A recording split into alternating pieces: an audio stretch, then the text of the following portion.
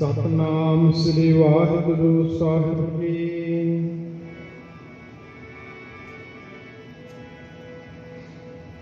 ਆਏ ਪ੍ਰਭ ਸਰਨਾਗਤੀ ਕਿਰਪਾ ਨਿਧ ਦਇਆ।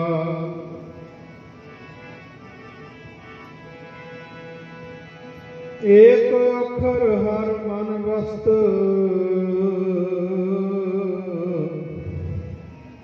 ਨਾਨਕ ਹੋ ਨਿਹਾਲ।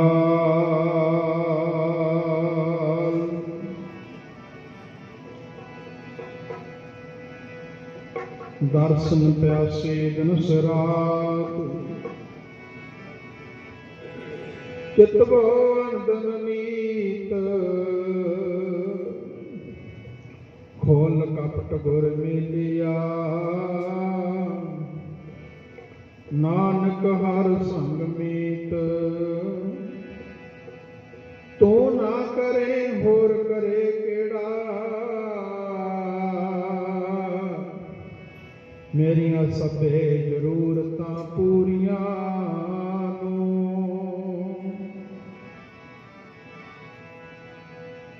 ਲੋਕੀ ਤੱਕਦੇ ਐਬ ਗੁਨਾਹ ਮੇਰੇ,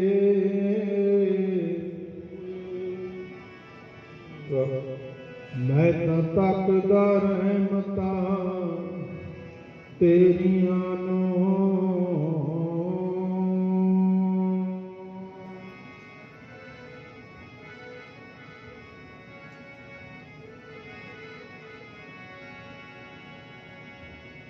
ਔਖੀ ਘੜੀ ਨ ਦੇਖਣ ਦੇਈ, ਆਪਣਾ ਬਿਰਤ ਸੰਭਾਲੇ ਜੀ। ਔਖੇ ਘੜੀ ਨ ਦੇਖਣ ਦੇਈ, ਆਪਣਾ ਬਿਰਤ ਸੰਭਾਲੇ ਜੀ।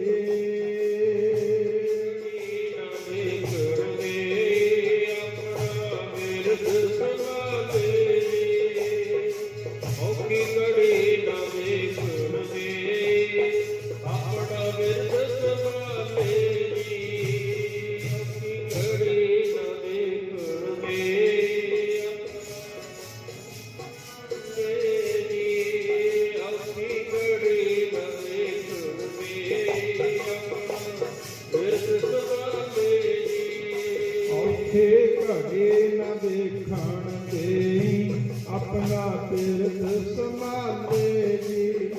ਔਖੇ ਘੜੀ ਨਾ ਦੇਖਣ ਦੇਈ, ਆਪਣਾ ਬਿਰਤ ਸੰਭਾਲੇ ਜੀ।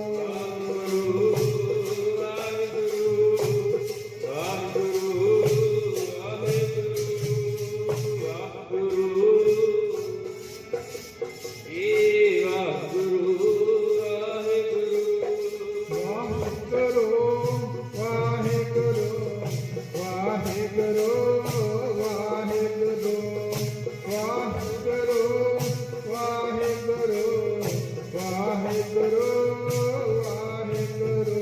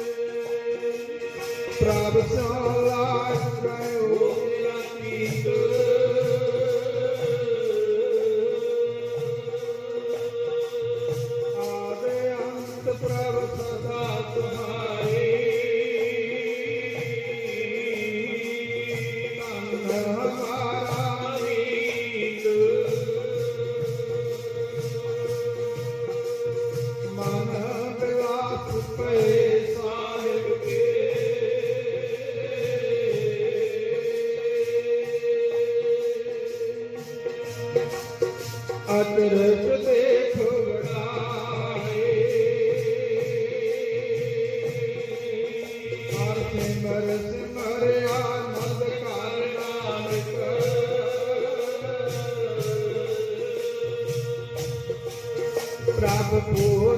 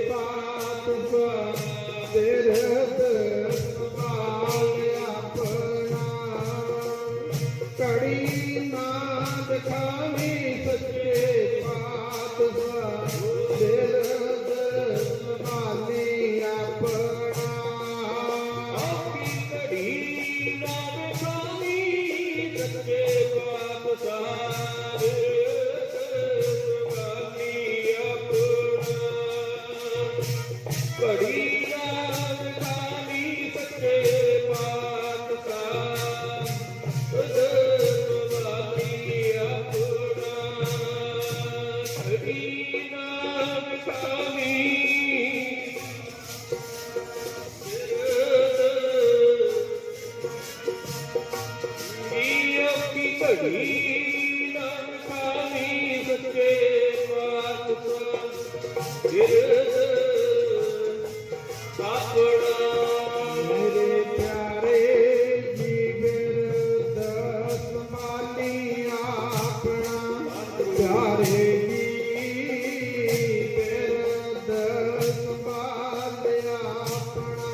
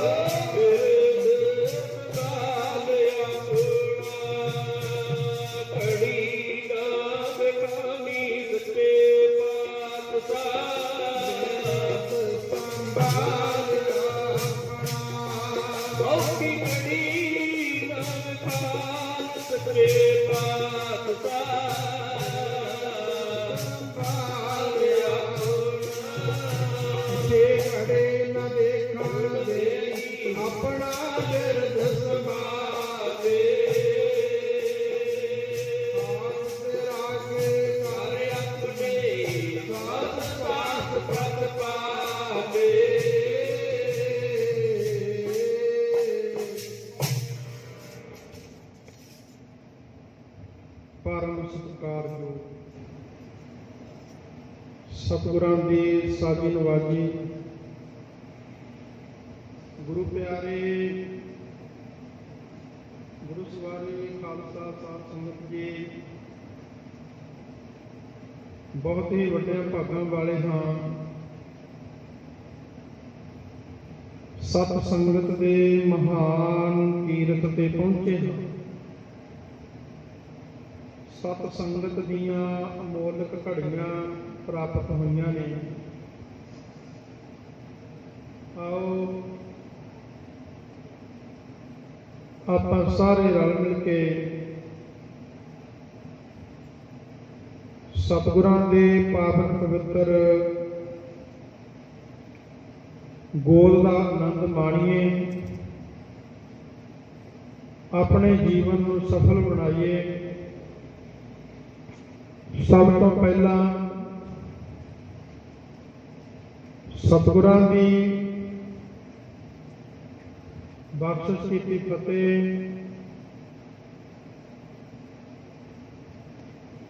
कलगीधर पातशाह महाराज जी ने ये फतेह का नारा सानू बख्शिश किया है। आओ बुलंद कर सारे बोलो जी वाहिगुरु जी का खालसा वाहिगुरु जी की फतेह। बड़े भागे हाँ सत संगत के महान तीर्थ से पहुंचे हाँ सत संगत दियां अमोलक घड़ियां प्राप्त होईयां ने। गुरमुख प्यारिओ अज नवा साल शुरू होने लग्या जो 2020 चल रहा है समाप्त होया अज 2021 नवा साल शुरू होया। सो भागां वालियां रूहां नवे साल की शुरुआत करने वास्ते धन धन सतगुरु श्री गुरु ग्रंथ साहिब महाराज जी के चरणों के विच नतमस्तक होने वास्ते पहुंच रही ने। सो गुरमुख प्यारे आप सारे ही रल मिल के सतगुरां दे चरणों के विच जुड़ के अरदास बेनती करिए भी हे सच्चे पातशाह दीन दुनिया के वाली सारे जगत के मालक हो आप सतगुरु जी कृपा करनी। ये 2021 ਜਿਹੜਾ ਨਵਾਂ ਸਾਲ ਅੱਜ ਸ਼ੁਰੂ ਹੋਇਆ ਹੈ, ਸਭ ਦੇ ਲਈ ਖੁਸ਼ੀਆਂ ਭਰਿਆ ਹੋਵੇ। ਸਾਰੇ ਹੀ ਦੇਸਾਂ ਵਸੰਤਰਾਂ ਦੇ ਵਿੱਚ ਸਤਿਗੁਰੂ ਜੀ ਰਹਿਮਤਾਂ ਕਰਨੀਆਂ, ਖੁਸ਼ੀਆਂ ਬਖਸ਼ਿਸ਼ ਕਰਨੀਆਂ, ਦੁੱਖਾਂ ਕਲੇਸ਼ਾਂ ਦੇ ਨਾਸ਼ ਕਰਨੇ। ਸੋ ਗੁਰਮੁਖ ਪਿਆਰਿਓ, ਆਪਣੀਆਂ ਤਾਂ ਅਰਦਾਸਾਂ ਹੀ ਨੇ, ਤਰਲੇ ਨੇ ਗੁਰੂ ਦੇ ਅੱਗੇ। ਆਪਣੇ ਹੱਥ ਦੇ ਵਿੱਚ ਹੋਰ ਕੁਝ ਨਹੀਂ ਹੈ। ਆਪਣੇ ਕੋਲ ਕੀ ਹੈ? ਕੇਵਲ ਤੇ ਕੇਵਲ ਇੱਕ ਤਰਲਾ ਹੈ, ਮਿੰਤ ਹੈ, ਜੋਦੜੀ ਹੈ, ਅਰਦਾਸ ਹੈ। ਇਹ ਅਰਦਾਸ ਗੁਰੂ ਦੇ ਚਰਨਾਂ ਦੇ ਵਿੱਚ ਜੁੜ ਕੇ ਕਰੀਏ ਤੇ ਗੁਰਮੁਖ ਪਿਆਰੋ, ਸਤਿਗੁਰੂ ਜੀ ਜ਼ਰੂਰ ਮਿਹਰ ਕਰਨਗੇ, ਰਹਿਮਤ ਕਰਨਗੇ। ਸੋ ਆਓ ਅੱਜ ਆਪਾਂ ਜਿੰਨਾ ਕੁ ਸਮਾਂ ਪ੍ਰਬੰਧਕਾਂ ਵੱਲੋਂ ਨਿਯਤ ਕੀਤਾ ਗਿਆ, ਉਸ ਸਮੇਂ ਦੇ ਵਿੱਚ ਆਪਾਂ ਰਲ ਮਿਲ ਕਰਕੇ ਗੁਰਬਾਣੀ ਦੀ ਵਿਚਾਰ ਦੇ ਨਾਲ ਜੁੜੀਏ, ਗੁਰ ਇਤਿਹਾਸ ਕੀਰਤਨ ਦੇ ਨਾਲ ਜੁੜੀਏ। ਜਿਹੜੀਆਂ ਇਹ ਘੜੀਆਂ ਆਪਾਂ ਨੂੰ ਮਿਲੀਆਂ ਨੇ, ਇਹਨਾਂ ਨੂੰ ਸਫਲ ਬਣਾਈਏ। ਅੱਜ ਅੰਮ੍ਰਿਤ ਵੇਲੇ ਜਦੋਂ ਸਭ ਤੋਂ ਪਹਿਲਾਂ ਗੁਰੂ ਗ੍ਰੰਥ ਸਾਹਿਬ ਮਹਾਰਾਜ ਜੀ ਦਾ ਪ੍ਰਕਾਸ਼ ਕੀਤਾ ਗਿਆ, ਪ੍ਰਕਾਸ਼ ਕੀਤਾ ਤੇ ਬੜੀ ਮਨ ਨੂੰ ਖੁਸ਼ੀ ਹੋਈ ਵੀ ਸਤਿਗੁਰੂ ਜੀ ਨੇ ਅੱਜ ਨਵੇਂ ਸਾਲ ਤੇ ਸ਼ਾਂਤੀ ਦੇ ਪੁੰਜ, ਗੁਰਬਾਣੀ ਦੇ ਰਚਨਹਾਰ, ਸ਼ਹੀਦਾਂ ਦੇ ਸਰਤਾਜ, ਪੰਜਵੇਂ ਪਾਤਸ਼ਾਹ ਗੁਰੂ ਅਰਜਨ ਦੇਵ ਮਹਾਰਾਜ ਜੀ ਨੇ ਮੁੱਖ ਵਾਕ ਬਖਸ਼ਿਸ਼ ਕੀਤਾ। ਉਸ ਮੁੱਖ ਵਾਕ ਦੀ ਆਪਾਂ ਰਲ ਮਿਲ ਕੇ ਜਿੰਨੀ ਕੁ ਮਹਾਰਾਜ ਜੀ ਨੇ ਮੱਤ ਬੁੱਧ ਬਖਸ਼ੀ ਹੈ, ਕੋਈ ਗਿਆਨੀ ਨਹੀਂ, ਕੋਈ ਕਥਾਵਾਚਕ ਨਹੀਂ, ਜਿੰਨੀ ਕੁ ਸੰਗਤ ਕੀਤੀ ਆ ਰੱਬ ਦੇ ਪਿਆਰਿਆਂ ਦੀ ਜਾਂ ਪੜ੍ਹਿਆ ਹੈ, ਉਸ ਤੁਸ ਬੁੱਧੀ ਦੇ ਅਨੁਸਾਰ ਆਪਾਂ ਕੋਸ਼ਿਸ਼ ਕਰਾਂਗੇ ਵੀ ਉਸ ਸ਼ਬਦ ਦੀ ਵਿਆਖਿਆ ਵਿਚਾਰ ਕਰੀਏ। ਇਹ ਸ਼ਬਦ ਧਨਾਸਰੀ ਰਾਗ ਦੇ ਅੰਦਰ ਹੈ। ਸ਼ਹੀਦਾਂ ਦੇ ਸਰਤਾਜ ਗੁਰੂ ਅਰਜਨ ਦੇਵ ਪਾਤਸ਼ਾਹ ਜੀ ਨੇ ਅੱਜ ਅੰਮ੍ਰਿਤ ਵੇਲੇ ਮੁੱਖ ਵਾਕ ਬਖਸ਼ਿਸ਼ ਕੀਤਾ ਹੈ। ਆਓ ਉਸ ਮੁੱਖ ਵਾਕ ਦੀਆਂ ਪੰਗਤੀਆਂ ਸਰਵਣ ਕਰੀਏ ਬਾਬਾ ਜੀ ਪਾਸੋਂ, ਤੇ ਨਾਲ ਨਾਲ ਆਪਾਂ ਦੀ ਵਿਚਾਰ ਕਰਦੇ ਜਾਵਾਂਗੇ। ਆਪੋ ਆਪਣੀਆਂ ਮਨੋਵਿਰਤੀ ਨੂੰ ਕਾਦਰ ਕਰਕੇ ਇੱਕ ਵਾਰੀ ਸਾਰੇ ਜਣੇ ਆਖੋ ਜੀ, ਸਤਿਨਾਮ ਸ੍ਰੀ ਵਾਹਿਗੁਰੂ ਜੀ। ਧਨਾਸਰੀ ਮਹਲਾ ਪੰਜਵਾ। ਔਖੀ ਘੜੀ ਨਾ ਦੇਖਣ ਦੇ, ਆਪਣਾ ਬਿਰਦ ਸੰਭਾਲੇ। ਗੁਰੂ ਅਰਜਨ ਦੇਵ ਪਾਤਸ਼ਾਹ ਮਹਾਰਾਜ ਜੀ, ਧੰਨ ਗੁਰੂ ਅਰਜਨ ਦੇਵ ਪਾਤਸ਼ਾਹ ਮਹਾਰਾਜ ਜੀ ਉਸ ਪ੍ਰਮਾਤਮਾ ਦੀ ਗੱਲ ਕਰਦੇ ਨੇ ਇਸ ਸ਼ਬਦ ਦੇ ਵਿੱਚ। ਔਖੀ ਘੜੀ ਨਾ ਦੇਖਣ ਦੇਈ, ਕਹਿੰਦੇ ਉਹ ਆਪਣੇ ਪਿਆਰਿਆਂ ਨੂੰ, ਪਰਮੇਸ਼ਰ ਜਿਹੜਾ ਹੈ, ਪ੍ਰਮਾਤਮਾ ਹੈ, ਗੁਰਮੁਖ ਪਿਆਰਿਓ ਔਖੀ ਘੜੀ ਦੇਖਣ ਨਹੀਂ ਦਿੰਦਾ। ਕਿਵੇਂ ਨਹੀਂ ਦੇਖਣ ਦਿੰਦਾ ਔਖੀ ਘੜੀ? ਜੇ ਆਪਾਂ ਬਾਹਰੀ ਤੌਰ ਤੇ ਗੱਲ ਕਰੀਏ, ਬਾਹਰੀ ਤੌਰ ਤੇ ਬੜੀਆਂ ਔਖੜਾਂ ਆਈਆਂ। ਜੇ ਆਪਾਂ ਗੁਰੂ ਗੋਬਿੰਦ ਸਿੰਘ ਮਹਾਰਾਜ ਦਾ ਇਤਿਹਾਸ ਦੇਖਦੇ ਹਾਂ ਵੀ ਕੋਈ ਇੱਕ ਦਿਨ ਹੈ ਸੀ ਜਿੱਥੇ ਸੁਖੀ ਸੰਤ ਮਹਾਰਾਜ,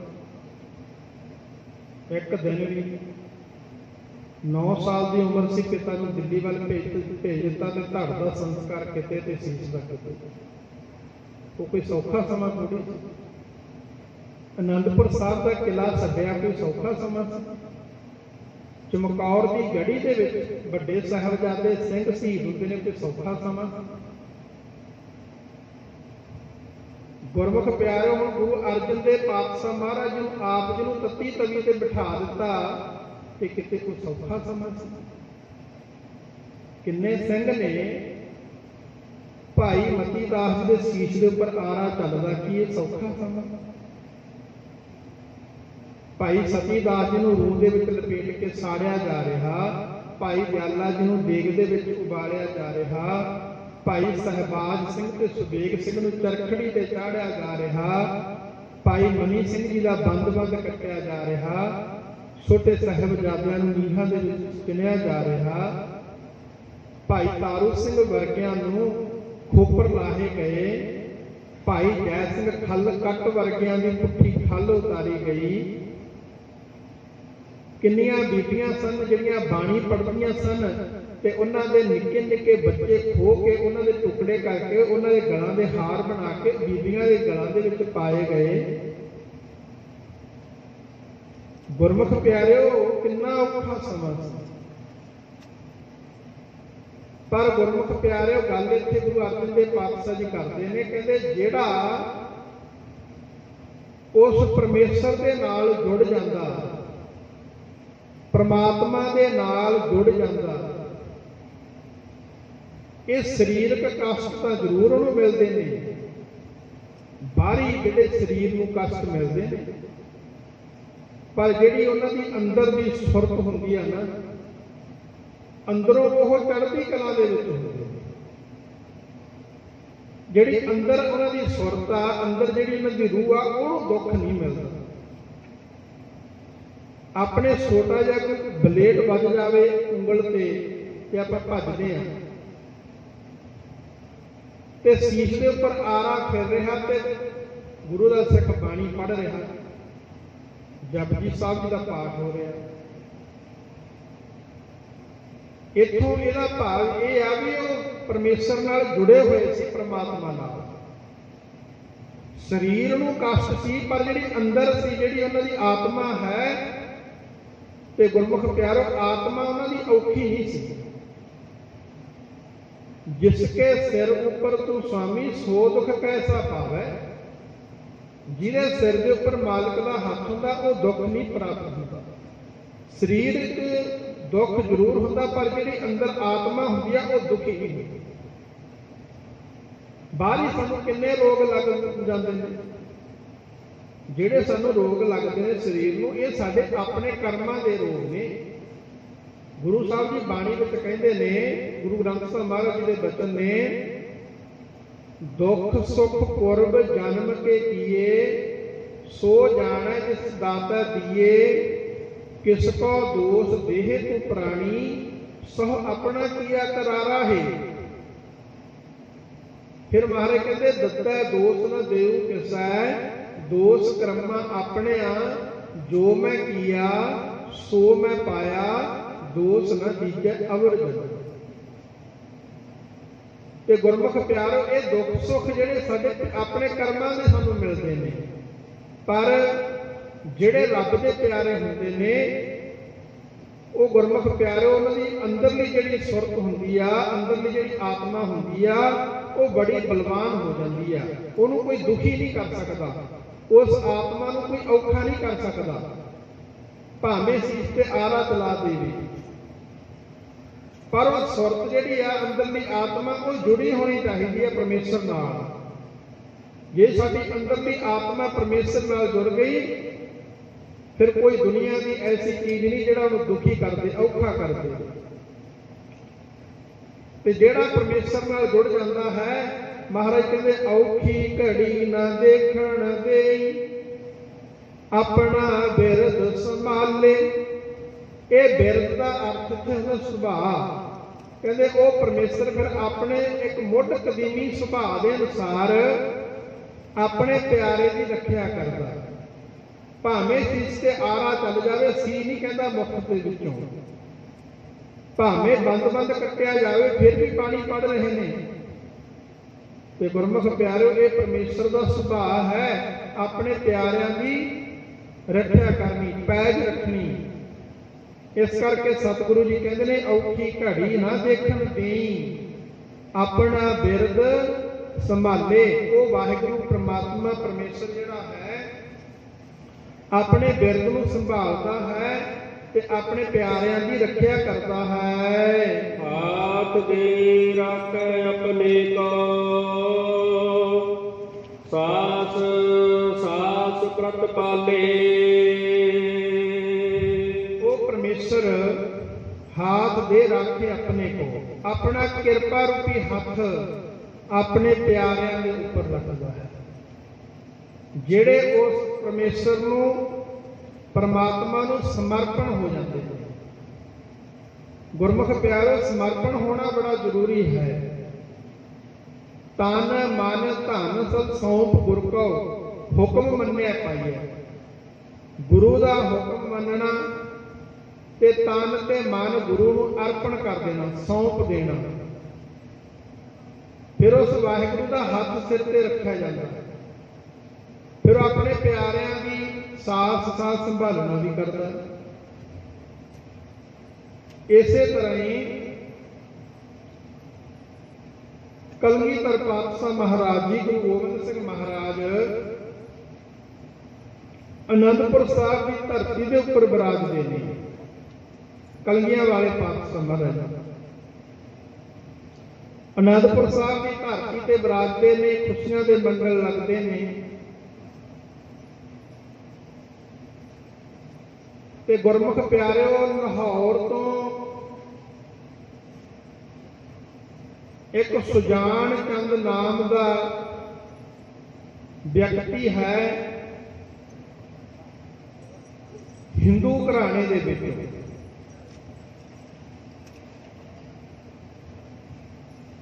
ਛੋਟੀ ਉਮਰ ਦੇ ਵਿੱਚ ਪੜ੍ਹੇ ਲਿਖੇ ਵਿਦਵਾਨ ਬਣ ਗਏ। ਬੜੀ ਸੋਹਣੀ ਸ਼ਾਇਰੀ ਵੀ ਲਿਖਣੀ ਆਉਂਦੀ ਆ, ਕਵਿਤਾਵਾਂ ਵੀ ਲਿਖਦੇ ਨੇ ਤੇ ਵੈਦ ਹਕੀਮ ਵੀ ਆ। ਉਹਨਾਂ ਦਾ ਨਾਮ ਵੈਦ ਸੁਜਾਨ ਚੰਦ ਹੈ। ਵੈਦ ਹਕੀਮੀ ਕਰਦੇ ਨੇ। ਹੁਣ ਵੈਦ ਹਕੀਮੀ ਤਾਂ ਕਰਦੇ ਨੇ, ਪਰ ਨਾਲ ਕਵਿਤਾਵਾਂ ਵੀ ਲਿਖਦੇ ਨੇ, ਪਰ ਉਹਨਾਂ ਦੀ ਕੋਈ ਕਦਰ ਨਹੀਂ ਹੋ ਰਹੀ। ਉਹਨਾਂ ਨੂੰ ਇੱਕ ਕਲਗੀਧਰ ਪਾਤਸ਼ਾਹ ਮਹਾਰਾਜ ਜੀ ਦਾ ਸਿੱਖ ਮਿਲਿਆ ਲਾਹੌਰ ਦੇ ਵਿੱਚ। ਉਹ ਸਿੱਖ ਮਿਲਿਆ, ਉਹ ਕਹਿਣ ਲੱਗਿਆ ਵੀ ਚੱਲ ਤੈਨੂੰ ਅਨੰਦਪੁਰ ਸਾਹਿਬ ਲੈ ਕੇ ਚੱਲਾਂ, ਵੀ ਤੂੰ ਬੜੀਆਂ ਸੋਹਣੀਆਂ ਕਵਿਤਾਵਾਂ ਲਿਖਦਾ, ਵੀ ਇੱਥੇ ਇਹਨਾਂ ਕਵਿਤਾਵਾਂ ਦੀ ਤੂੰ ਕਦਰ ਨਹੀਂ ਕਰਦਾ। ਗੁਰੂ ਕਲਗੀਧਰ ਪਾਤਸ਼ਾਹ ਮਹਾਰਾਜ ਬੜੀਆਂ ਕਵਿਤਾਵਾਂ ਸੁਣਦੇ ਨੇ। ਉਹਨਾਂ ਕੋਲ ਵੱਡੇ ਵੱਡੇ ਕਵੀ ਸੈਨਾਪਤ ਵਰਗੇ, ਕਵੀ ਭਾਈ ਨੰਦ ਲਾਲ ਜੀ ਵਰਗੇ, ਜਾਂ ਹੋਰ 52 ਕਵੀ ਮਹਾਰਾਜ ਜੀ ਦੇ ਰੱਖੇ ਹੋਏ ਸਨ। ਤੇ ਗੁਰਮੁਖ ਪਿਆਰਿਓ, ਉਹ ਕਹਿਣ ਲੱਗਾ ਵੀ ਤੂੰ ਕਲਗੀਧਰ ਪਾਤਸ਼ਾਹ ਮਹਾਰਾਜ ਕੋਲ ਅਨੰਦਪੁਰ ਸਾਹਿਬ ਚੱਲ ਤੇ ਉੱਥੇ ਤੇਰੀ ਕਦਰ ਹੋਵੇ।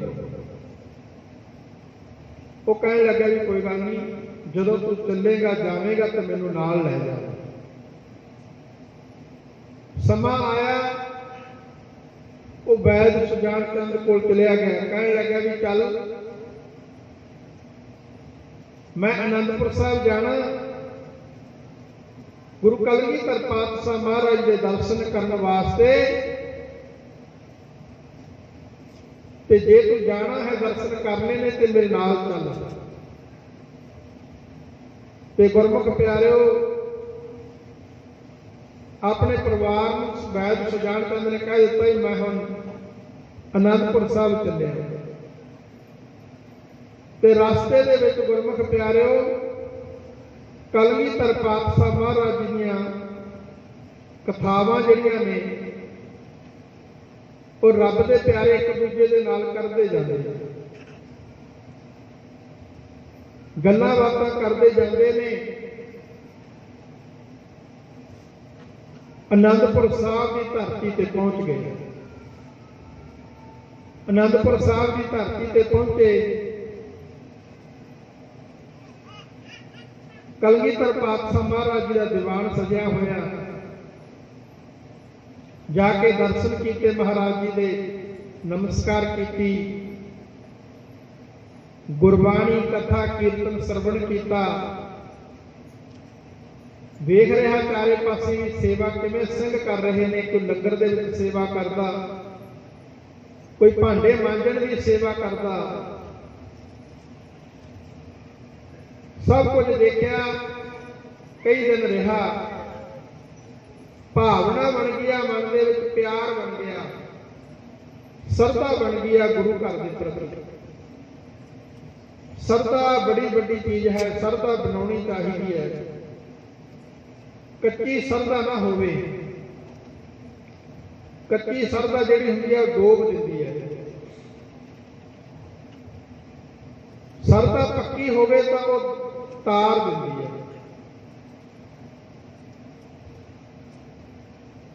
ਗੁਰਬਾਣੀ ਦੇ ਵਿੱਚ ਬਚਨ ਆਉਂਦੇ ਨੇ, ਕਾਚੀ ਸਰਸੋਂ ਪੇਲ ਕਾ ਨਾ ਖਲ ਭਈ ਨਾ ਤੇਲ। ਜੇ ਕੋਈ ਕੱਚੀ ਸਰੋਂ ਨੂੰ ਵੱਢ ਕੇ ਤੇਲ ਕੱਢਣ ਵਾਲੇ ਦੇ ਕੋਲ ਲੈ ਜਾਵੇ ਵੀ ਇਹਦਾ ਤੇਲ ਕੱਢ ਦੇ, ਕੱਚੀ ਸਰੋਂ ਨੂੰ ਕੋਲੂ ਦੇ ਵਿੱਚ ਪਾ ਦਿੱਤਾ ਜਾਵੇ, ਨਾ ਉਹਦੀ ਖਲ ਬਣੇਗੀ ਤੇ ਨਾ ਤੇਲ ਨਿਕਲੇ। ਜੇ ਗੁਰਮੁਖ ਪਿਆਰਿਓ ਸਰੋਂ ਪੱਕੀ ਹੋਵੇਗੀ ਤੇ ਉਹਦੇ ਵਿੱਚੋਂ ਤੇਲ ਵੀ ਨਿਕਲੇਗਾ ਤੇ ਖਲ ਵੀ ਨਿਕਲੇਗਾ। ਇਸ ਕਰਕੇ ਜਿਹੜੀ ਕੱਚੀ ਸਰਧਾ ਹੁੰਦੀ ਆ, ਕੱਚੀ ਸਰਧਾ ਤੋਂ ਭਾਵ ਵੀ ਆਪਣਾ ਆਪ ਸੰਪੂਰਨ ਤੌਰ ਤੇ ਸਮਰਪਣ ਨਹੀਂ ਕੀਤਾ ਗੁਰੂ ਨੂੰ। ਅਜੇ ਵੱਧਾ ਚੱਟੀ ਜੀ ਭਰ ਰਹੇ ਹਾਂ ਗੁਰੂ ਦੇ ਕੋਲ। ਇਹ ਕੱਚੀ ਸਰਧਾ ਹੁੰਦੀ ਆ, ਇਹ ਡੋਬ ਦਿੰਦੀ ਆ। ਭਾਵਨਾ ਬਣਾਈਏ ਗੁਰੂ ਗ੍ਰੰਥ ਸਾਹਿਬ ਮਹਾਰਾਜ ਜੀ ਦੇ ਇੱਕ ਇੱਕ ਬਚਨ ਦੇ ਉੱਪਰ। ਗੁਰੂ ਗ੍ਰੰਥ ਸਾਹਿਬ ਮਹਾਰਾਜ ਜੀ ਦੇ ਜੋ ਗੁਰੂ ਸਾਹਿਬ ਕਹਿੰਦੇ ਨੇ ਉਹਨਾਂ ਬਚਨਾਂ ਨੂੰ ਮੰਨੀਏ, ਗੁਰੂ ਗ੍ਰੰਥ ਸਾਹਿਬ ਜੀ ਦੇ ਬਚਨਾਂ ਨੂੰ। ਤੇ ਗੁਰਮੁਖ ਪਿਆਰਿਓ ਇਹ ਭਾਵਨਾ ਪੱਕੀ ਸਰਧਾ ਹੁੰਦੀ ਹੈ। ਸਤਿਗੁਰ ਕੀ ਬਾਣੀ ਸਤ ਸਤ ਕਰ ਜਾਣੋ ਗੁਰ ਸਿੱਖੋ, ਹਰ ਕਰਤਾ ਆਪ ਮੋਹ ਕਢਾਏ। ਇਹ ਪੱਕੀ ਸਰਧਾ ਹੈ। ਗੁਰੂ ਦੀ ਬਾਣੀ ਨੂੰ ਸਤ ਕਰਕੇ ਮੰਨੀਏ, ਭਾਵਨਾ ਬਣਾਈਏ ਗੁਰੂ ਗ੍ਰੰਥ ਸਾਹਿਬ ਮਹਾਰਾਜ ਜੀ ਤੋਂ। ਹੁਣ ਵੈਦ ਸੁਜਾਨ ਚੰਦ ਦੀ ਸਰਧਾ ਬਣੀ ਵੀ ਆ, ਭਾਵਨਾ ਬਣੀ ਵੀ ਆ, ਸੇਵਾ ਕਰਦਾ ਤੇ ਗੁਰੂ ਸਾਹਿਬ ਦੇ ਚਰਨਾਂ ਵਿੱਚ ਹਾਜ਼ਰ ਹੋਇਆ। ਸੱਚੇ ਪਾਤਸ਼ਾਹ ਮਿਹਰ ਕਰ ਦਿਓ, ਮਹਾਰਾਜ ਕਿਰਪਾ ਕਰੋ। ਕਲਗੀਆਂ ਵਾਲੇ ਪਾਤਸ਼ਾਹ ਮਹਾਰਾਜ ਕਹਿਣ ਲੱਗੇ, ਦੱਸ ਭਾਈ ਕਿਵੇਂ ਆਇਆ? ਕਹਿਣ ਲੱਗਾ ਮਹਾਰਾਜ ਹੋਰ ਸਭ ਕੁਝ ਹੈ, ਜੇ ਤੁਰਠੇ ਹੋਣਾ ਕਿਰਪਾ ਕਰ ਦਿਓ, ਸਿੱਖੀ ਦੀ ਦਾਤ ਬਖਸ਼ ਦਿਓ। ਮਹਾਰਾਜ ਸਿੱਖੀ ਬਖਸ਼ ਦਿਓ। ਕਲਗੀਆਂ ਵਾਲੇ ਪਾਤਸ਼ਾਹ ਮਹਾਰਾਜ ਕਹਿਣ ਲੱਗੇ, ਜੇ ਸਿੱਖੀ ਲੈਣੀ ਆ ਪਹਿਲਾਂ ਪੜ੍ਹਾਈ ਕਰਨੀ ਪਵੇਗੀ, ਮਿਹਨਤ ਕਰਨੀ ਪੈਂਦੀ ਆ। ਸਿੱਖੀ ਕੋਈ ਮਾੜੀ ਮੋਟੀ ਚੀਜ਼ ਨਹੀਂ ਹੈ, ਸਿੱਖੀ ਕਮਾਉਣੀ ਔਖੀ ਹੈ। ਮਹਾਰਾਜ ਕਹਿਣ ਲੱਗੇ ਕੀ ਕੰਮ ਕਰਦਾ? ਕਹਿੰਦਾ ਮਹਾਰਾਜ ਥੋੜੀ ਬਹੁਤੀ ਜੜੀਆਂ ਬੂਟੀਆਂ ਦੀ ਮੈਨੂੰ ਪਰਖ ਹੈ, ਮੈਂ ਵੈਦਗੀ ਕਰਦਾ। ਜੜੀਆਂ ਬੂਟੀਆਂ ਮੈਂ ਵੇਖ ਲੈਂਦਾ ਵੀ ਕਿਹੜੇ ਕੰਮ ਆਉਂਦੀ ਆ, ਤੇ ਉਹਦੀ ਦਵਾਈ ਬਣਾ ਕੇ ਮੈਂ ਦੇ ਦਿੰਦਾ। ਇੰਨਾ ਕੁ ਕੰਮ ਜਾਣਦਾ। ਕਲਗੀਆਂ ਵਾਲੇ ਪਾਤਸ਼ਾਹ ਮਹਾਰਾਜ ਕਹਿਣ ਲੱਗੇ, ਜਾ ਤੇਰੀ ਲੋੜ ਆ ਕਿਤੇ, ਚਲਿਆ ਜਾ ਇੱਥੋਂ। ਤੇ ਗੁਰਮੁਖ ਪਿਆਰਿਓ ਅਜੇ ਤੁਰਿਆ ਨਹੀਂ, ਕਿਉਂਕਿ ਬਚਨ ਅਜੇ ਅੱਧਾ ਹੈ।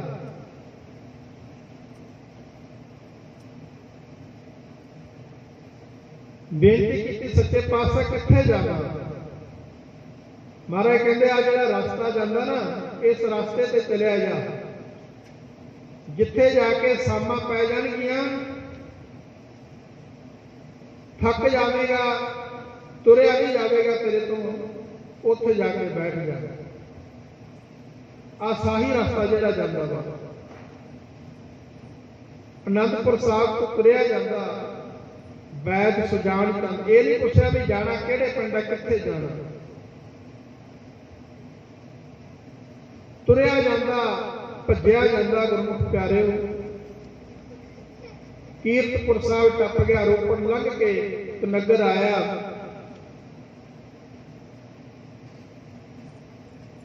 ਸਾਮਾਂ ਪੈ ਗਈਆਂ ਨੇ, ਹੰਭ ਗਿਆ, ਥੱਕ ਗਿਆ। ਹੁਣ ਸਰੀਰ ਇਜਾਜ਼ਤ ਨਹੀਂ ਦਿੰਦਾ ਹੋਰ ਤੁਰਨ ਦੀ। ਪੈਰ ਅੜਕ ਗਿਆ ਤੇ ਉੱਥੇ ਡਿੱਗ ਪਿਆ। ਹੁਣ ਸਵੇਰ ਤੜਕੇ ਦਾ ਤੁਰਿਆ ਹੋਇਆ ਅੰਮ੍ਰਿਤ ਵੇਲੇ ਦਾ, ਸਾਰਾ ਦਿਨ ਤੁਰਦਾ ਰਿਹਾ, ਭੱਜਦਾ ਰਿਹਾ। ਥੱਕ ਕੇ ਜਦੋਂ ਡਿੱਗਿਆ ਤੇ ਗੁਰਮੁਖ ਪਿਆਰੇ ਥੋੜਾ ਬੇਹੋਸ਼ੀ ਦੇ ਵਿੱਚ ਹੋ ਗਿਆ। ਉੱਥੇ ਕਿਸੇ ਨੇ ਵੇਖਿਆ ਵੀ ਕੋਈ ਆਦਮੀ ਜਾ ਰਿਹਾ ਸੀ, ਡਿੱਗਿਆ ਹੈ। ਉਹਨਾਂ ਨੇ ਰੌਲਾ ਪਾਇਆ, ਉੱਥੇ ਹੋਰ ਲੋਕ ਇਕੱਠੇ ਹੋਏ, ਆ ਕੇ ਚੁੱਕਿਆ ਵੈਦ ਸੁਜਾਨ ਚੰਦ ਨੂੰ।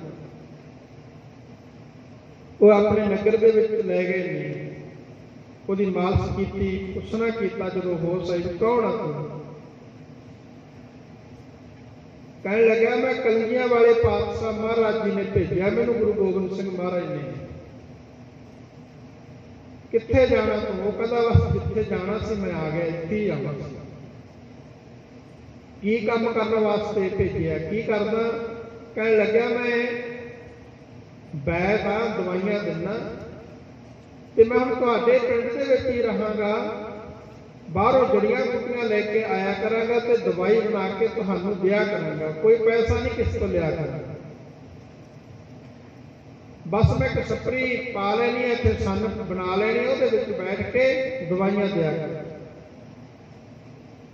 ਜਿਹੜਾ ਰਸਤਾ ਅਨੰਦਪੁਰ ਸਾਹਿਬ ਨੂੰ ਜਾਂਦਾ ਸੀ, ਉਸ ਰਸਤੇ ਦੇ ਵਿੱਚ ਉੱਥੇ ਇੱਕ ਛੱਪਰੀ ਬਣਾ ਲਈ ਆ, ਸੰਨ ਪਾ ਲਈ ਆ ਕੱਖਾਂ ਕਾਨਿਆਂ ਦੀ, ਉਹਦੇ ਵਿੱਚ ਬੈਠਾ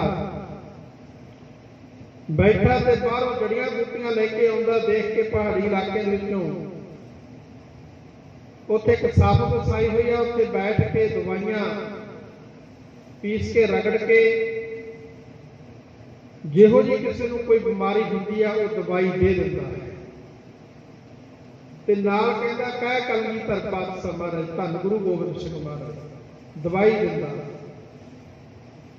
ਕੋਲ ਪਾਣੀ ਦੇ ਘੜੇ ਭਰ ਕੇ ਰੱਖ ਲਏ ਨੇ, ਆਉਂਦੇ ਜਾਂਦੇ ਨੂੰ ਜਲ ਸੁਕਾਉਂਦਾ। ਤੇ ਜਦੋਂ ਜਲ ਸੁਕਾਉਂਦਾ ਨਾਲ ਕਹਿੰਦਾ ਕਹਿ ਧੰਨ ਗੁਰੂ ਗੋਬਿੰਦ ਸਿੰਘ ਮਹਾਰਾਜ, ਕਲਗੀਆਂ ਵਾਲੇ ਪਾਤਸ਼ਾਹ ਮਹਾਰਾਜ ਯਾਦ ਕਰਦਾ।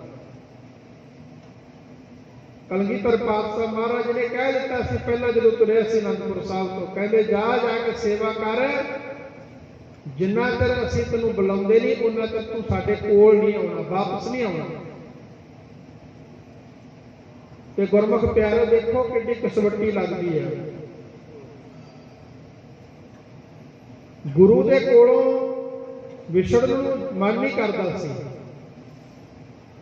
ਪਰ ਗੁਰਮੁਖ ਪਿਆਰਿਓ ਗੁਰੂ ਦਾ ਹੁਕਮ ਮੰਨਿਆ ਹੋਗਾ ਪ੍ਰਵਾਨ, ਤਾਂ ਖਸਮੇ ਕਾ ਮਹਿਲ ਪਾਏ ਸੀ। ਜਿਹੜਾ ਗੁਰੂ ਦੇ ਹੁਕਮ ਨੂੰ ਮੰਨਦਾ ਨਾ, ਉਹ ਫਿਰ ਉਸ ਮਾਲਕ ਦੇ ਦਰ ਘਰ ਨੂੰ ਪ੍ਰਾਪਤ ਕਰ ਲੈਂਦਾ। ਹੁਕਮ ਮੰਨੇ ਸੀ ਭਾਈ ਜੇਠਾ ਜੀ ਨੇ, ਗੁਰੂ ਅਮਰਦਾਸ ਮਹਾਰਾਜ ਜੀ ਦਾ ਹੁਕਮ ਮੰਨ ਕੇ ਕਿਤੇ ਥੜੇ ਬਣਾ ਦਿਓ, ਕਿਤੇ ਢਾ ਦਿਓ। ਤੇ ਹੁਕਮ ਮੰਨਿਆ ਗੁਰਮੁਖ ਪਿਆਰਿਓ, ਭਾਈ ਜੇਠੇ ਤੋਂ ਗੁਰੂ ਰਾਮਦਾਸ ਮਹਾਰਾਜ ਬਣ ਗਏ ਸੀ। ਗੱਲ ਹੁਕਮ ਮੰਨਣ ਦੀ ਹੈ। ਹੁਕਮ ਹੀ ਮੰਨਿਆ ਸੀ। ਜਦੋਂ ਕਲਗੀਧਰ ਪਾਤਸ਼ਾਹ ਮਹਾਰਾਜ ਨੇ ਬੰਦੂਕ ਪਰਖਣੀ ਸੀ, ਇੱਕ ਮਿਸਤਰੀ ਸਿੰਘ ਲੈ ਕੇ ਆਇਆ ਸੀ ਬਣਾ ਕੇ ਅਨੰਦਪੁਰ ਸਾਹਿਬ।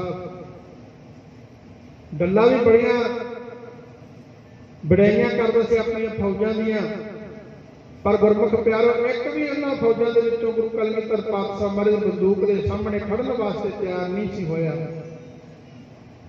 ਤੇ ਉਸ ਸਮੇਂ ਕਲਗੀਧਰ ਪਾਤਸ਼ਾਹ ਮਹਾਰਾਜ ਨੇ ਕਿਹਾ ਵੀ ਚਾਹ ਲੰਗਰ ਦੇ ਵਿੱਚੋਂ ਆਵਾਜ਼ ਮਾਰ। ਭਾਈ ਵੀਰ ਸਿੰਘ ਤੇ ਧੀਰ ਸਿੰਘ ਆਏ, ਹੁਕਮ ਮੰਨਿਆ ਗੁਰੂ ਦਾ, ਆ ਕੇ ਬੰਦੂਕ ਦੇ ਸਾਹਮਣੇ ਖੜ ਗਏ। ਗੱਲ ਹੁਕਮ ਮੰਨਣ ਦੀ ਹੈ। ਜੋ ਗੁਰਮੁਖ ਪਿਆਰਾ ਹੁਕਮ ਮੰਨਦਾ ਉਹ ਗੁਰੂ ਦੇ ਦਰ ਤੇ ਪ੍ਰਵਾਨ ਹੁੰਦਾ।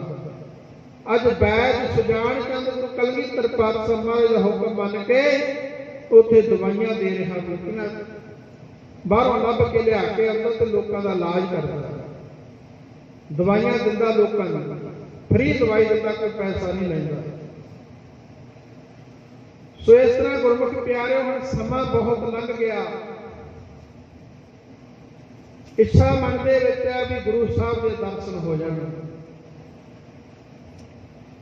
क्योंकि जिहड़े गुरु के प्यारे हुंदे ने वो गुरु के दर्शनां की इच्छा रखते हैं। उन्हां दे अंदर भावना हुंदी है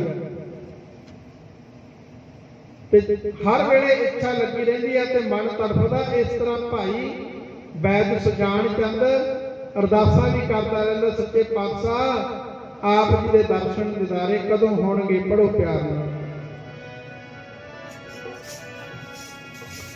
जिंद बचदी नहीं गुर तरस बिना, बचदी नहीं गुर तरस बिना, नहीं गुर दर्श बिना, जिंद बचती नहीं बचती नहीं गुर दर्श बिना, जिंद बचती नहीं गुर दर्श बिना, बचदी नहीं गुर दर्श बिना, बचदी नहीं गुर दर्श बिना, जिंद बचती नहीं गुर दर्श बिना, बचती नहीं गुर, बचती नहीं गुर दर्श, बचती नहीं गुर दर्श बिना। ज्यों मछली बिन पानी, जिंद बचदी नहीं गुर दर्श बिना, बचदी नहीं गुर दर्श बिना। मछली बिन पानी, बचती नहीं गुर दर्श बिना, जिंद बचती नहीं गुर, बचती नहीं गुर, नहीं गुर दर्श। ज्यों मछली बिन पानी है, क्यों जीवन पावे, बूंद बिहुना चातर को।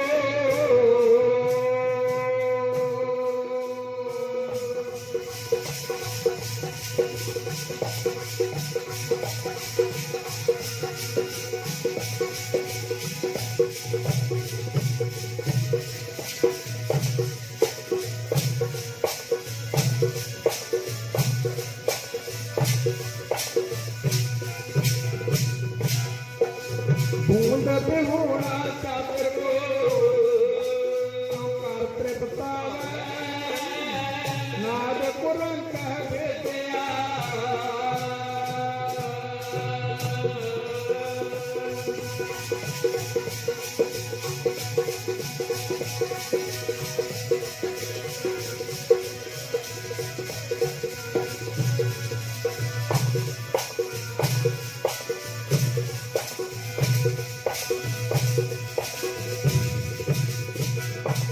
नाद कुरन कह बेटिया, सन मोकोट धावे, तवर लोपी पुष्पास का।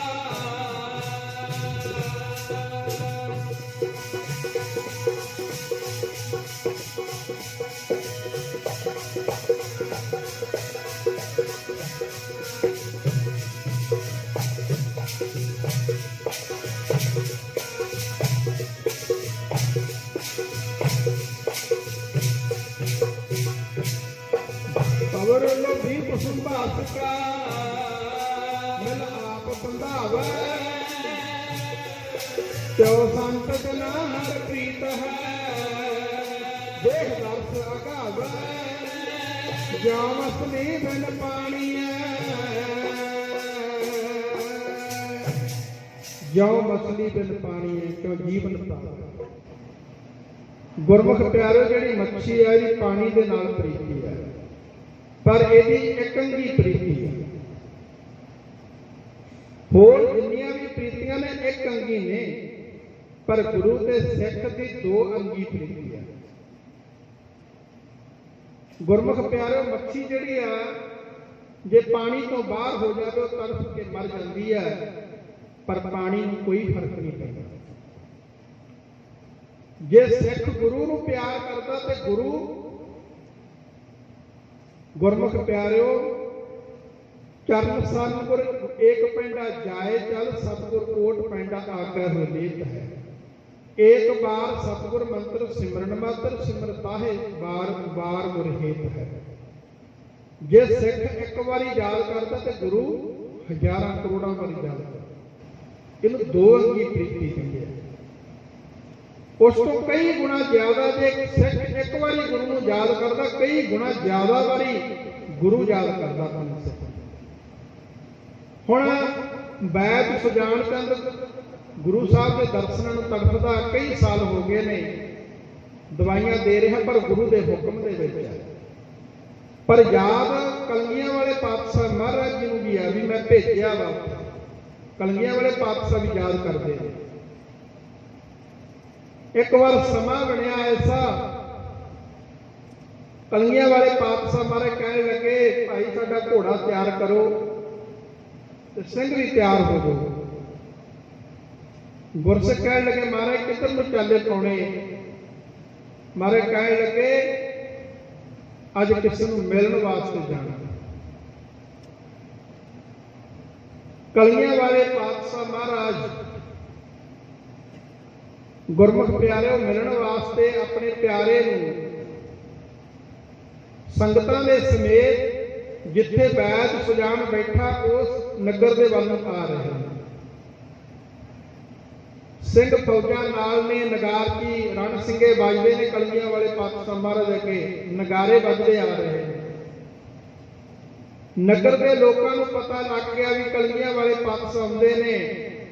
कईयां ने जाके वैद सुजान चंद नूं दस्सिया भी अज तुहाडे गुरु आ रहे हैं जिन्हां नूं तूं हर वेले याद करदा है, जिन्हां दा तूं नाम हर वेले जपदा वो आप अज आ रहे हैं अपने नगर के वल। वैद सुजान चंद के मन में बड़ी खुशी हुई भी अज गुरु कलंगियां वाले पातशाह महाराज दे दर्शन करांगा। ते गुरमुख प्यारे संगतां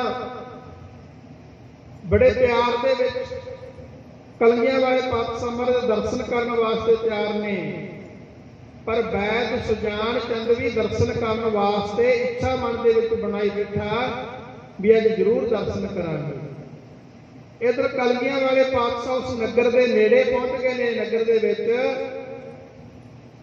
उस समय एक माई आई वैद सुजान चंद के कोल आके कहने लगी वैद जी मेरे नाल मेरे घर चलो, मेरी नूह के पेट के विच दर्द हो रहा, बड़ा तेज दर्द हो रहा, जाके दवाई देवो, हुणे चलो।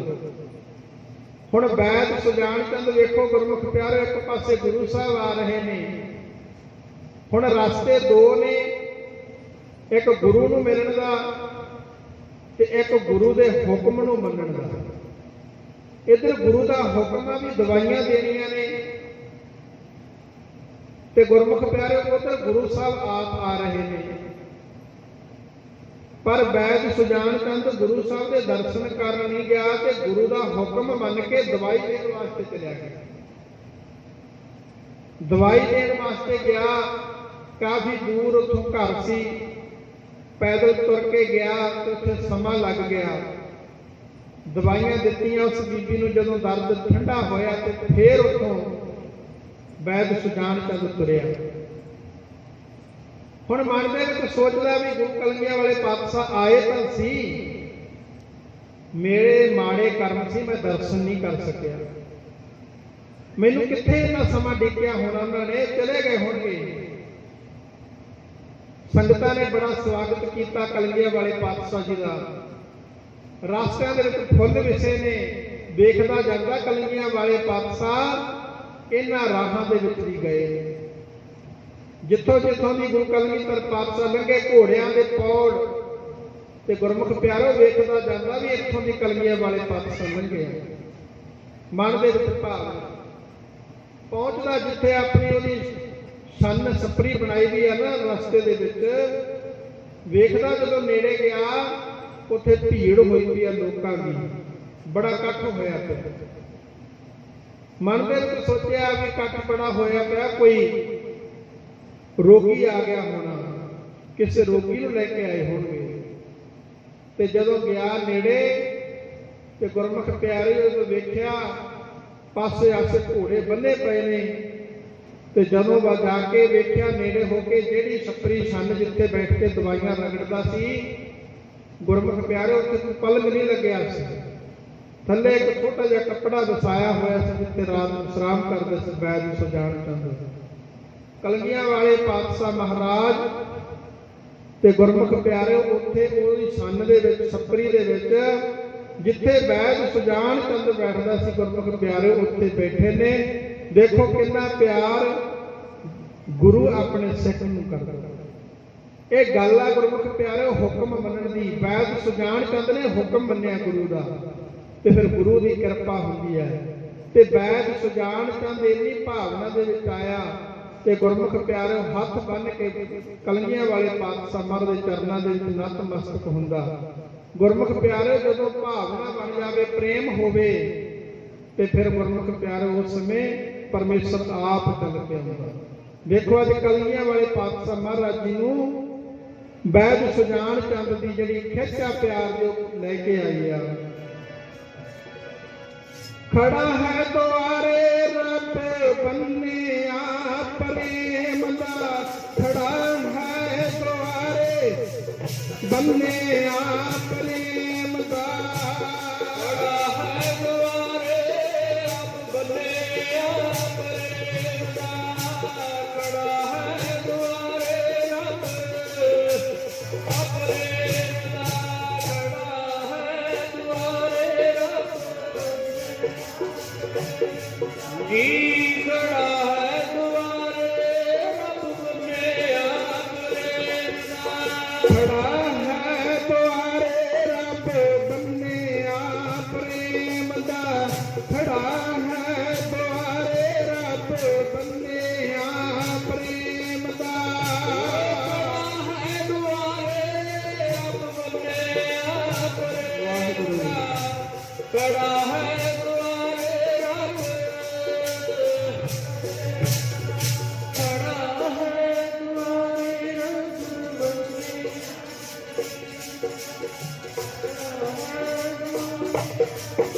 ਬੰਨਿਆ, ਬੰਨਿਆ ਪ੍ਰੇਮ ਦਾ, ਬੰਨਿਆ ਪ੍ਰੇਮ ਦਾ, ਬੰਨਿਆ ਪ੍ਰੇਮ ਦਾ, ਬੰਨਿਆ ਪ੍ਰੇਮ ਦਾ ਜੀ, ਬੰਨਿਆ ਪ੍ਰੇਮ ਦਾ, ਬੰਨਿਆ ਪ੍ਰੇਮ ਦਾ, ਬੰਨਿਆ ਪ੍ਰੇਮ ਦਾ ਰੱਬ,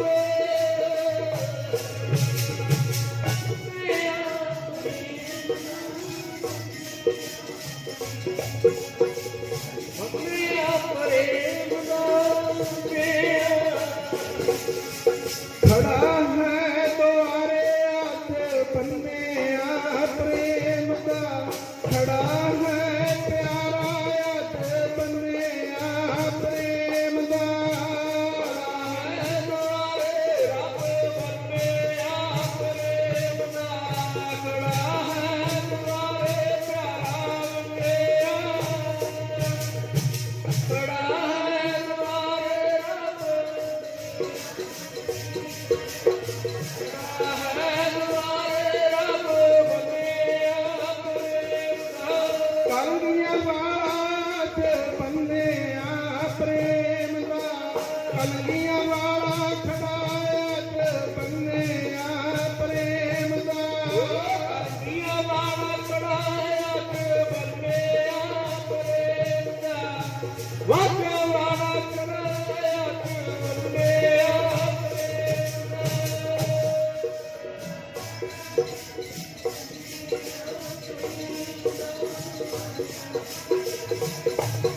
ਬੰਨਿਆ ਪ੍ਰੇਮ ਦਾ, ਕਲਗੀਆਂ ਵਾਲੇ ਪਾਤਸ਼ਾਹ ਮਹਾਰਾਜ ਪ੍ਰੇਮ ਦੇ ਬੰਨੇ ਪਏ ਨੇ ਗੁਰਮੁਖ ਪਿਆਰਿਓ। ਵੈਦ ਸੁਜਾਨ ਚੰਦ ਨੇ ਗੁਰੂ ਦਾ ਹੁਕਮ ਮੰਨ ਕੇ ਸੇਵਾ ਕੀਤੀ, ਤੇ ਉਸ ਸੇਵਾ ਨੂੰ, ਭਾਵਨਾ ਨੂੰ, ਪਿਆਰ ਨੂੰ ਵੇਖ ਕੇ ਕਲਗੀਆਂ ਵਾਲੇ ਪਾਤਸ਼ਾਹ ਮਹਾਰਾਜ ਆਪ ਅੱਜ ਵੈਦ ਸੁਜਾਨ ਚੰਦ ਦੇ ਕੋਲ ਆਏ ਨੇ। ਵੈਦ ਸੁਜਾਨ ਚੰਦ ਦੇ ਕੋਲ ਆ ਕੇ ਤੇ ਗੁਰਮੁਖ ਪਿਆਰਿਓ ਕਲਗੀਆਂ ਵਾਲੇ ਪਾਤਸ਼ਾਹ ਮਹਾਰਾਜ ਕਹਿਣ ਲੱਗੇ, ਬੈਤਾ ਅੱਜ ਤੈਨੂੰ ਲੈਣ ਵਾਸਤੇ ਆਏ ਆ। ਵੈਦ ਸੁਜਾਨ ਚੰਦ ਨੇ ਹੱਥ ਜੋੜੇ, ਮਹਾਰਾਜ ਕਿਸੇ ਸੇਵਾਦਾਰ ਨੂੰ ਭੇਜ ਦਿੰਦੇ, ਮੈਂ ਆ ਜਾਣਾ ਸੀ। महाराज कहते इस तरह किवें हो सकदा सी। तेरे प्यार नूं वेख के, तेरी सेवा नूं वेख के असीं आप चल के आए हां। उस समय कलगियां वाले पातशाह महाराज कहण लगे चल हुण तैनूं आनंदपुर साहिब लैके चलीए। गुरमुख प्यारिओ, कलगियां वाले पातशाह महाराज फिर आनंदपुर साहिब बैठ सुजान चंद नूं लैके गए। सिੱਖੀ ਦੀ ਦਾਤ ਬਖਸ਼ੀ, सिੱਖੀ ਦੀ ਦਾਤ ਬਖਸ਼ ਕੇ ਅੰਮ੍ਰਿਤ ਛਕਾ ਕੇ ਵੈਦ ਸੁਜਾਨ ਚੰਦ ਤੋਂ ਵੈਦ ਸੁਜਾਨ ਸਿੰਘ ਬਣਾ ਦਿੱਤਾ ਕਲਗੀਆਂ ਵਾਲੇ ਪਾਤਸ਼ਾਹ। ਇਹ ਹੁੰਦੀ ਆ ਗੁਰਮੁਖ ਪਿਆਰਿਓ ਗੁਰੂ ਦੀ ਕਿਰਪਾ। ਇਹ ਹੱਥ ਗੁਰੂ ਦਾ ਹੁੰਦਾ ਜਦੋਂ ਸਤਿਗੁਰੂ ਜੀ ਆਪਣੀ ਮਿਹਰ ਕਰਦੇ ਨੇ। ਹਾਥ ਦੇ ਰਾਖੇ ਆਪਣੇ ਕੋ, ਇਹ ਪੰਕਤੀ ਦੀ ਆਪਾਂ ਵਿਚਾਰ ਕਰਦੇ ਸੀ। ਉਹ ਜਦੋਂ ਪਰਮੇਸ਼ਰ ਆਪਣਾ ਹੱਥ ਰੱਖਦਾ ਨਾ फिर सास सास संभाले, ते ओ सवास सवास अपने सिख की संभालना करता है। अपने सिख नूं फिर औखी घड़ी ना देखण देई, कदे भी औखी घड़ी नहीं देखण दिंदा। अपना बिरद संभाले, ये उस वाहिगुरू का सुभाव है परमेश्वर का। पंगति पढ़ी दोबारा। हाथ दे राखै अपने को, सास सास प्रत पाले। श्वास श्वास अपने सेवक दी फिर पैज रखदा, अपना किरपा रूपी हाथ अपने प्यारिਆਂ ਦੇ ਉੱਪਰ ਰੱਖਦਾ है। जिमें भाई वैद सुजान चंद दे सिर ते हाथ रख के ਉਹ ਤੋਂ सेवा करवाई ते ਉਹਨੂੰ सिक्खी दी दात बख्श कर दिते। प्रभ स्यो लाग रहो मेरा चीत। धन गुरु अर्जन देव पातशाह महाराज कहते ने प्रभ स्यो लाग रहो मेरा चीत। उस वाहिगुरू परमात्मा दे नाल, प्रभु दे नाल प्रभ स्यो लाग रहो मेरा चीत। मेरा चित्त भी इस तरह लग जावे जिवें उस वैद सुजान चंद दा चित्त कलगियां वाले पातशाह जी दे नाल लगे। सो गुरमुख प्यारो, आपां भी सतगुरू के चरणों में इस तरह बेनती करिए, सच्चे पातशाह साडे ते भी मेहर कर, असीं भी तेरा हुक्म मनण लग जी जिवें वैद सुजान चंद ने हुक्म मन्निया। ते सतगुरू जी रहमत करो। धन गुरु अर्जन देव पातशाह महाराज वचन करदे ने प्रभ स्यों लाग रहो मेरा चीत। सो भाई उस वाहिगुरू परमेश्वर दे नाल चित जोड़ के रखना करिए। आद अंत प्रभु सदा सहाई, धन हमारा मीत। आद अंत, आद भाव जन्म तो लेके अंत अंतम समय तक, आद अंत प्रभ सदा सहाई। वो वाहिगुरू परमेश्वर जिहड़ा है अपने प्यारिਆਂ की सदा सहायता करता है। आदि अंत प्रभ सदा सहाई, धन हमारा मीत। वो मीत भाव साडा मित्र है, वो धनता दे योग है, धन है वो मित्र परमेश्वर वाहिगुरू जिहड़ा अपने प्यारिਆਂ की श्वास श्वास संभालना करता है। विश्राम दे के सतगुरु कलगियां धन गुरु अर्जन देव पातशाह महाराज जी अगे सरवण करवाउंदे हन। मन बिलास भाए साहिब के, अचरज देख वडाई। गुरमुख प्यारे, मन बिलास भए साहिब के, उस वाहिगुरू जी दियां अचरज वडियाइयां देख के, अचरज सिफतां वेख के ते मन बिलास भए। ते मन जिहड़ा है ये खुशियां दे विच खेड़ियां दे विच हो जाता है। मन बिलास भए साहिब के, अचरज देख वडाई। अचरज का अर्थ हुंदा हैरानी जनक। उस वाहिगुरू परमात्मा के अचरज कौतुकां नूं वेख के ये जिहड़ा मन है आनंद के सहित खुशियां के सहित हो जाता है। हर सिमर सिमर आनंद कर नानक, प्रभ पूर्ण पैज रखाई। हर सिमर सिमर आनंद कर नानक, कहते उस वाहिगुरू परमेश्वर का सिमरन मन करके करिए, तन करके करिए, बचना द्वारा करिए। मन करके भी उस वाहिगुरू को याद रखिए, ते तन करके भी उस परमेश्वर को याद रखिए, ते बचना द्वारा भी। बचना तो भाव जदों भी बोलीए, किसी को कोई गल कहीए तो गुरमुख प्यारो परमेश्वर को याद रख। कई बारी साडी रचना के बोलण के नाल भी पाप हो जाते हैं। ਅੱਖਾਂ ਦੇ ਨਾਲ ਦੇਖਣ ਦੇ ਨਾਲ ਵੀ ਪਾਪ ਹੋ ਜਾਂਦੇ ਨੇ, ਕੰਨਾਂ ਦੇ ਨਾਲ ਸੁਣਨ ਦੇ, ਕੰਨਾਂ ਦੇ ਨਾਲ ਜੋ ਗੱਲਾਂ ਅਸੀਂ ਸੁਣਦੇ ਉਹਨਾਂ ਨਾਲ ਵੀ ਪਾਪ ਹੋ ਜਾਂਦੇ ਨੇ। ਇਸ ਕਰਕੇ ਐਸੀਆਂ ਗੱਲਾਂ ਸੁਣੀਏ ਜੋ ਗੁਰੂ ਦੇ ਦਰ ਤੇ ਪ੍ਰਵਾਨ ਹੋਣ। ਇਹ ਸ਼ਰਵਣ ਮੇਰੇ ਹੋ ਸਾਚਾ ਸੁਣਨਾ ਲੋਕ ਉਠਾਏ। ਇਹਨਾਂ ਕੰਨਾਂ ਦੁਆਰਾ ਸਤ ਨੂੰ ਸੁਣੀਏ। ਇਹ ਨੇਤਰ ਹੋ ਮੇਰੇ ਹਰ ਤੁਮ ਮਹਿ ਜੋਤ ਰੱਖੀ, ਇਹ ਨੇਤਰ ਹੋ ਮੇਰਾ ਤੁਮ ਮਹਿ ਜੋਤ ਕਰੀ। ਹਰ ਬਿਨ ਅਵਰ ਨਾ ਦੇਖੋ ਕੋਈ, ਹਰ ਬਿਨ ਅਵਰ ਨਾ ਦੇਖੋ ਕੋਈ, ਨਦਰੀ ਹਰ ਨੇ ਹੰਦਿਆ। ਇਹੋ ਵਿਸ਼ਵ ਸੰਸਾਰ ਤੁਮ ਦੇਖਦੇ, ਇਹ ਹਰ ਕਾ ਰੂਪ ਹੈ, ਹਰ ਰੂਪ ਨਦਰੀ ਆਇਆ। ਇਹਨਾਂ ਅੱਖਾਂ ਦੇ ਨਾਲ ਗੁਰੂ ਦੇ ਦੀਦਾਰ ਕਰੀਏ, ਗੁਰੂ ਦੀ ਸੰਗਤ ਦੇ ਦਰਸ਼ਨ ਕਰੀਏ ਤੇ ਗੁਰਮੁਖ ਪਿਆਰਿਓ ਬਾਣੀ ਪੜ੍ਹੀਏ, ਇਹ ਫਿਰ ਪਵਿੱਤਰ ਹੋ ਜਾਂਦੀਆਂ ਨੇ। ਨਹੀਂ ਇਹਨਾਂ ਅੱਖਾਂ ਦੇ ਰਾਹੀਂ ਇੰਨੀ ਗੰਦਗੀ ਸਾਡੇ ਅੰਦਰ ਚਲੀ ਜਾਂਦੀ ਹੈ।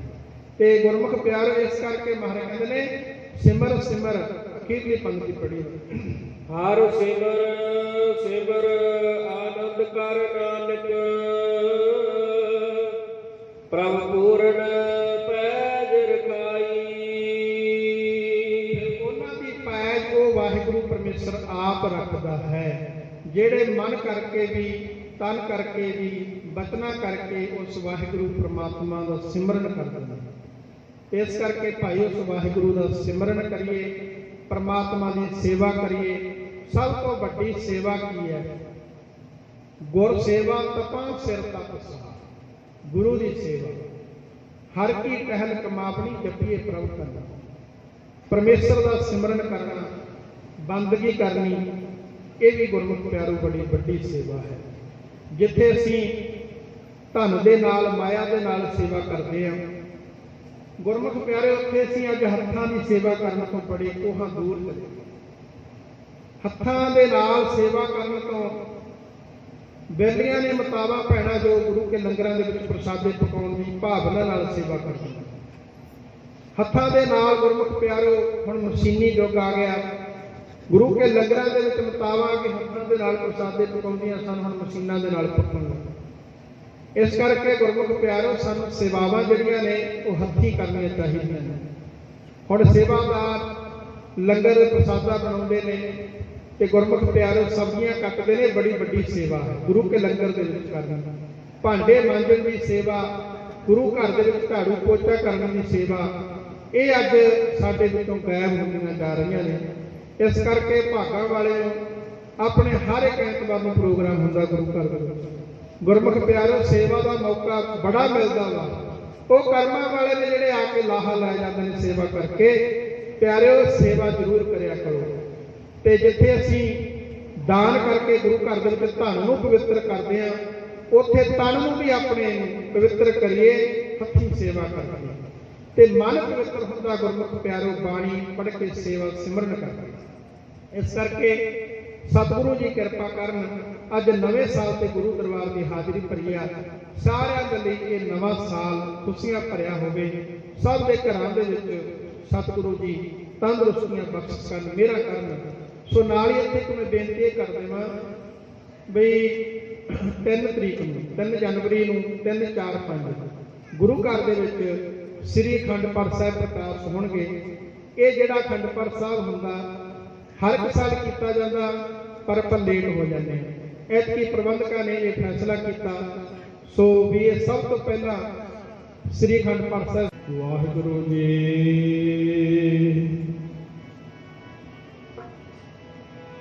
ਸਤਨਾਮ ਸ੍ਰੀ ਵਾਹਿਗੁਰੂ ਸਾਹਿਬ ਜੀ।